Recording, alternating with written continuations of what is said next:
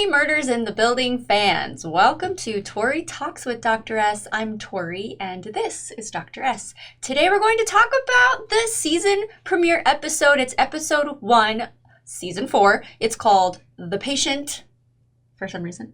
All right, well, we pick up, they kind of pick up right after Saz is murdered. Missing.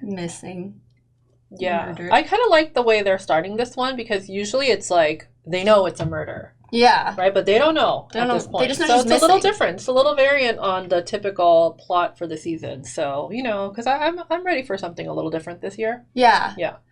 Well, okay, so I was worried they were going to go too different, and this is all going to be in Hollywood. So thank God it's not. Anyway, we'll get into that. So, well, first of all, Charles is already hearing whistling sounds. Like, things are already weird, and we're like, I was thinking the whole time that they were going to, I didn't think it would take the whole episode for them to realize what I happened. thought her body was going to be there. Yeah. Because it was dark, and I thought, you know, Mabel was just going to trip over her body. So I kind of thought that was cool that they kept tricking me into thinking, like, oh, the body's going to be there. They're going to see it. But then they kept going really close to some clues. Yes. And then, yeah, but they never found her body. Was Charles saying that Saz was a whistler a red herring? Because I was like, wait, what are we... Because remember when they said he heard whistling, and then he said Saz was a whistler. Oh, I didn't really catch that. I just got it to be like he heard the wind whistling through that little hole. Maybe it's just supposed to be ironic. Oh, yeah, but because, like a play on words. Yeah. Anyway, so he does get a text from Saz that they're working. So that's the murderer, we think? Yes. The murderer has They're working in LA. phone, trying to lure For him sure. up. Because obviously he was the target, Yes. right? So Yes. who would want to kill Charles? Who would want to kill Who would Charles? want to? I mean, I feel like he's always the one involved in these things, though, because I Jan was his, know. you know, is it her? Like, are we going to be led to believe it's her? For sure. Because she was crazy. Mm-hmm. So That's true. Why is he always involved somehow? Yeah, but who would want to kill him? He's such a sweet guy. I don't like this. Yeah. I don't like this at all. Yeah. Well, anyway, Paramount would like to make a movie based on their podcast, so that's exciting. So, you know, Hollywood we go. Mm-hmm. Yeah, and then we get to see Molly Shannon's sweet face because she plays Bev. I love Molly Shannon. Everything she does. I mean, she's always Molly Shannon. Yeah. But she's so I just delightful. really want her to, like, smell her I armpits. mean, forever, Right? Always. forever. We're always going to crave that. We're going to yearn for that. I know. So she plays Bev. She's trying to, like, green light this project. And then she has these weird directors. They're called the Brother Sisters. Come on. And they're identical twins. It was so funny, though. I didn't want to think it was so funny, but when they were like, yeah, but their names are the brothers. Yeah. Yeah. No, it was. I know. First I was annoyed. I was like, stop. And then I was like, okay. I didn't want to laugh, but I was just like, okay, that's funny. It's something original. So, yeah. I was surprised that they could go so far, like be so developed in this whole process. Like, is that a real thing? That they would have, like, the script or the cast, everything, and I just want them to sign their life rights away. That sounds horrible. So does that mean that they just have to say that, yep, you could tell my story in whatever way you twist it, you know, like, you have creative license to like, tell my story? I wonder. Because that's what Mabel's mad about, right? Yeah, she's like, hesitant. Yeah.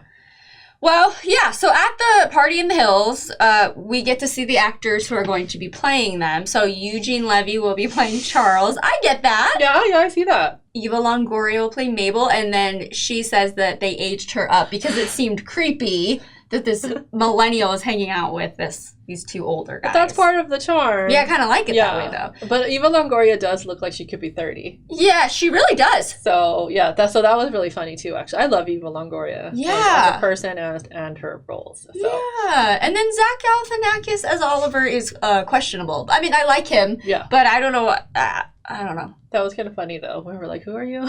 Oh, I know. I'm Jack Black. He's like, oh, yeah. No, I'm not Jack Black. I guess he must get that a lot, huh? You know who else is there at the party in the hills is Loretta. And so Oliver and her are still very much in love, right? But she's kind of thriving out there. Yeah. And but she wants him to come out there. And why is he like, not so sure? Because his whole life is in New York? I guess so.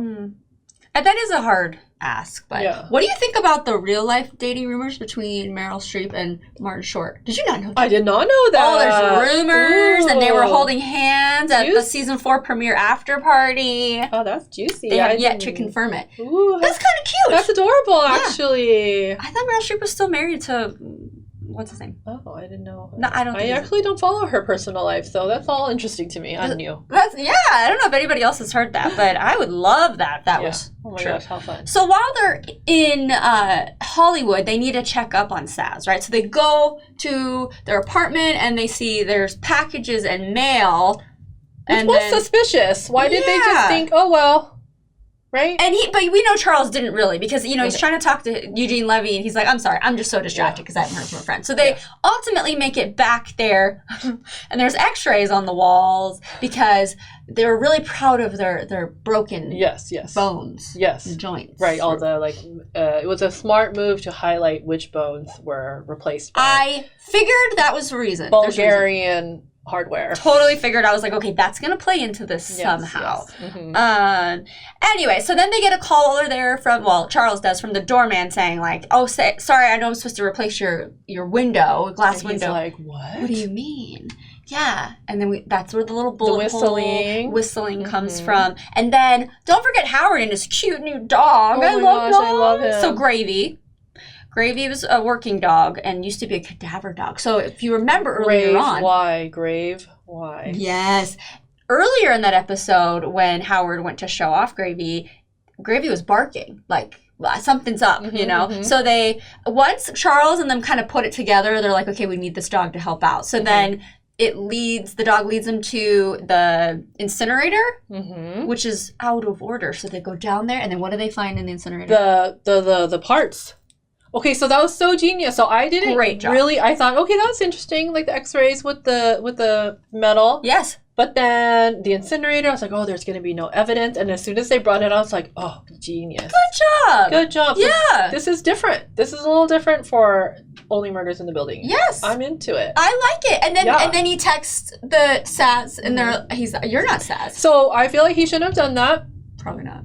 Yeah, you let out all your, your information. You got to, play along, because maybe you could arrange a meetup. Obviously, if they really thought it through, he would know, I was the target. This was at my house. Saz was dressed like me with the hat. So then maybe we could lure out the murderer.